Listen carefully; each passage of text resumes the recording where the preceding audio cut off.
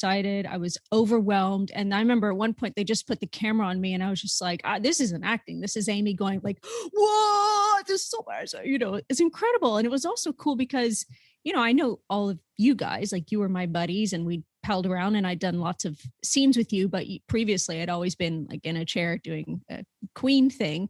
And that was the first time I got to see all of you guys do your stuff. You flew off of the boat, I remember, into before it had even stopped. We wanted to be the first on the boat. We were wading in the water. It was so much deeper than we thought it was as well. It's a lake and you're coming up to the shore and you're thinking it's got to be just up to your knees. And everybody, we're all little children when we're filming Vikings. We're all like, I'm going to be the first off the boat. Yeah, Rollo has to be the first off. He wants to be the first off. But you're trying to judge it in your head, thinking, I know that if I land up to my waist, I'm going to be slower because I'm going to have to wade out of the water. I want to the sweet spot is just above the knees and you can just run onto the beach. But it was so much deeper. There was a couple of takes where we would just start and we would go straight up to our head. We literally like our axe would be like the periscope.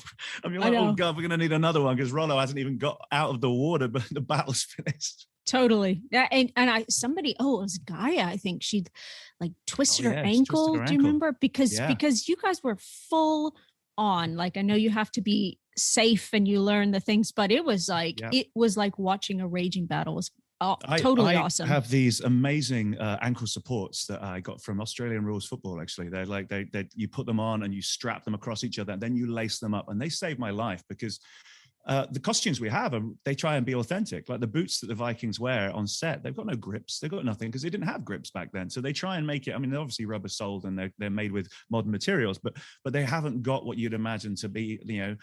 If you're nowadays is technology. So, I mean, a guy came off, you jumping off those boats at like 6-7 foot in the air and you landing without any support in those boots at all. And that's what happened to her. And I mean, I was lucky enough, I invested in these ankle supports and I wear them nearly every stunt scene I do in whatever film, TV job I do. But they've saved my life so many times because that's all it takes. You're going back and forwards on uneven ground and then... And she was in so much pain, but she carried on like a trooper. Oh, she carried on fighting. The take when it happened, she carried on fighting. I remember they sat her down for an hour and we carried on filming different sections of the different fights. But then when she kind of got her breath back and kind of felt, she was like, I want to carry on doing this. And they got some really great footage and she's there in the fight.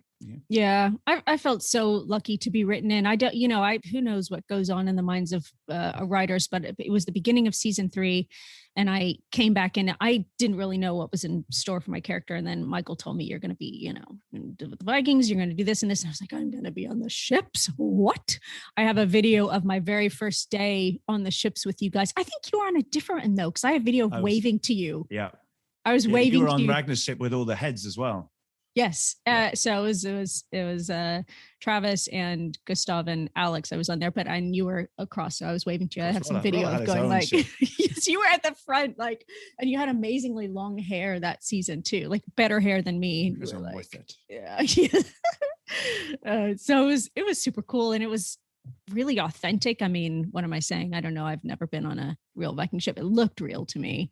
You brought a lot of fun that day as well. I mean, everyone says that Travis is the prankster, but I'd say Amy was the trickster and she brought a bit of fun to the show. I remember you got us all spinning around, the old barroom game where you kind of get like a broomstick and you run around in your head and then you try and run and touch this bar stool at the other end of the bar. But we had our axes, you got my Dane axe and I'm running around in circles like 20 times. And it was Jefferson Hall, Travis Fimmel and myself, and we did a race. Right. Amy organized it all. We think we got the footage somewhere. We'll have to release that on Vikcast. But yeah, obviously it ended in everyone falling over and going all over the shop. I think I have some footage. I'm going to go through my old phone. I have some footage of, I got Travis and George singing some musical tunes. Travis singing? Yeah, I pestered him all the time. I was like, come on, baby, you want to sing a good old song with me because I come from musical theater, right? So yeah, I got to find that. My funny story was when I was in a black cab, actually. I'm sitting in the back of the black cab, minding my own business. And this guy, the taxi driver, just turns around, he takes a little glance in his mirror and he goes, that's quite a fine beard you've got there, mate. And I'm like, thanks, mate. He goes, oh, yeah, how long did it take you to grow that? And I'm like, a couple of months on my superpower. And he's like, well, you should go on that Viking show. You should audition. I'm serious. And I'm like, yeah, I've watched a few episodes. And he's like, oh, you should be a bit an extra, something like that. They're looking for people like you. How tall are you? And I'm like 6'3". Oh, all right, you should be a Viking. Then we carry on driving a little bit longer, and he suddenly starts talking about the show a bit more. And he's like, oh, I love that show, Ragnar Lothbrok. Love him. Ragnar Lothbrok, he's the guy. Oh, but that brother though, that brother is such a prick.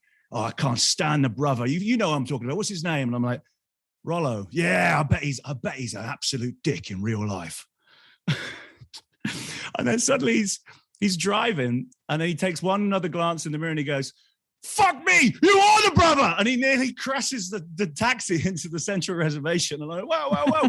He pulls over. I'm actually really late for something, but this became such an amazing story.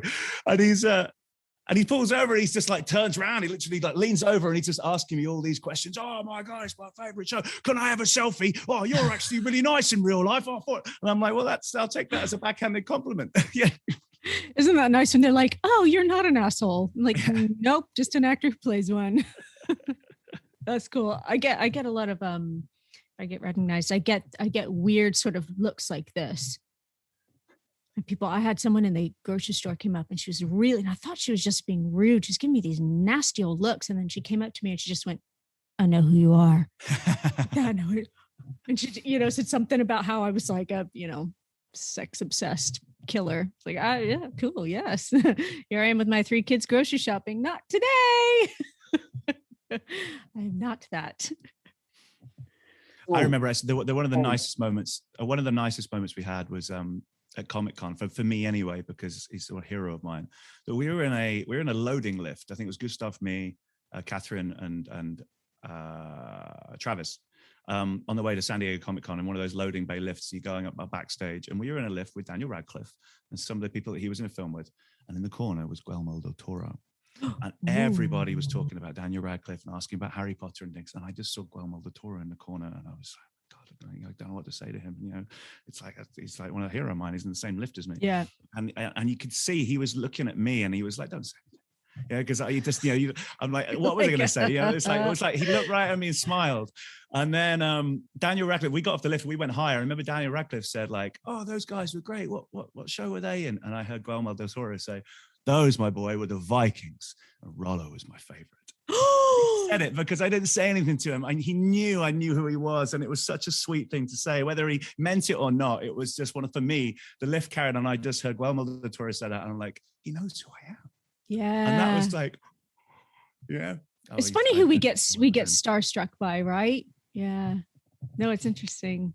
And then talking about manifesting, I was telling this story to somebody quite recently, and then I went to a screening of this amazing film called Jockey. Clifton Collins Jr. is in it. I think he should win an Oscar. I mean, or at least get nominated. He's fantastic. But literally 2 days later, I told that story to someone, and I sat down into this screening at my agent's building, and Guillermo del Toro is doing the question and answer. He's right there in front of me. And I'm like, oh my God, he's just come back into my life again. And I'm right in front of him again. And I went down and I got introduced to him and shook his hand, and he said, hello, Rollo. Oh, come on.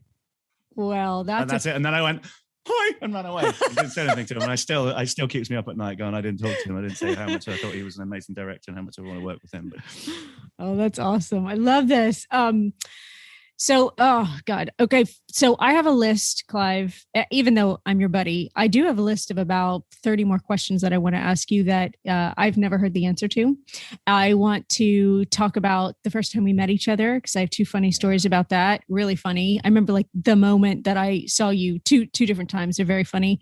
One of them involves Catherine Winnick and her boobs. And so Clive and I we have a lot more that we want to talk about. It's hard because we don't have the time to fit it all in once. We could go on and on. We just wanted to give a special Christmas episode out for you guys. So this is a taster of what's to come, but hopefully it'll keep you appetized over the new year, and you can join us back in 2022 for some extra, more in-depth conversations between AB and I. And we just love those DMs because it gives us ammunition and fuel, and gives us a lot more to talk about. Because the truth is, we could just go on and on and on with each other, because that's what we do on our phone calls, isn't it? But when we're recording, we like answering specific questions from you. Thank you so much. We hope you guys have a beautiful Christmas, and we can't wait to show you some of the new guests that we have in store for you. Lots of good stuff. And so we there was so many amazing props on Vikings over the years that we worked on it. There was so much handmade by their incredible crew that we had. And as the show comes to an end, you start thinking, I want to take some of these things home. And the props people start guarding more. That's what they do. I'm so honest. My problem is I'm so honest my own good. But I remember Jefferson Hall, who we called Bob. He drove his car over on the ferry to Ireland because he lives in the UK. And obviously I flew, and I remember we went out and we found all these shields that they were actually just piled up like they were going to get thrown in a skip or burnt, because I think sometimes they don't want to keep all the props because they don't want people to steal them. They want to keep it exclusive. But we found them, and I remember Bob put loads in the trunk, in the boot of his car, and drove over the ferry. He has like a whole shop worth of Viking props, I'm sure. But my stupid mistake is I found 2 shields, and I want these 2 shields in my wall. So I stupidly went into the production office and like, can you ship something for me? Oh God, what? Of their own props? As soon as they looked, they were like, these are shields from the set. Have you got the props department's permission to take these? I'm like, yeah. And as soon as they came in, they're like, no, Clive, we'll give you your shield when you finally die on the show, but these are staying with us. But Bob managed to go across the border with all it. But having said that, I think it was a nice distraction because I did manage to take a few select props from my travels. I think you did pretty well, dude. I've seen some of your booty that you hauled, and I'm going to be savvier next time the next show I go on. I hope my agent doesn't hear that, but I didn't realize that you could take souvenirs, and now I do. But the thing is, they're still very dear to me. So it's one of the most incredible experiences being on Vikings. Hello, little one. But I am ready to part with some because it's Christmas and it's the time of giving. So we have King Horic's banner that was used in season 2 in the battle of the brothers battle in season 2 when Rollo took on Ragnar and King Horic with Jarl Borg. This was King Horic's banner that was hanging in the shots above Travis and Donal Logue. We're going to give you that, and we are going to give you this, which is a comic strip from the promotions of season 1. This was right at the beginning, before anyone had really ever seen Vikings. History created about 10 of these, and I managed to get hold of just 6 of them that have been signed. We've got Catherine Winnick's signature, my signature, Alyssa, Alex Ludwig, Gustav Skarsgård, Travis Fimmel, Maud. There's about 7 different autographs on this, and it is no one can get hold of this. This artwork wasn't made. Only 10 of them exist. So we are going to give those away as a special Christmas present on Vikcast to the person who gives us the best war cry. You are all in our war band. I want to make that certain. But a few of you will be at the front of the war band, the front of the shield. And we need to select the guys that join Rollo at the front of the shield wall. So you get in touch with us and you DM Vikcast Official, and you DM us with a little video of your best war cry. And we will choose the best war cry. The 2 best war cries will win the comic strip and the King Horic banner. So that's our Christmas present to you for being such loyal fans and tuning into Vikcast. Tell your friends you subscribe to Vikcast Official. Give us your war cry, and you could be walking away with some memorabilia for Vikings that no one else owns. You want to say Vikcast? It's like Santa Claus has got a weird beard. It's not the right color. That's quite a look he's giving you.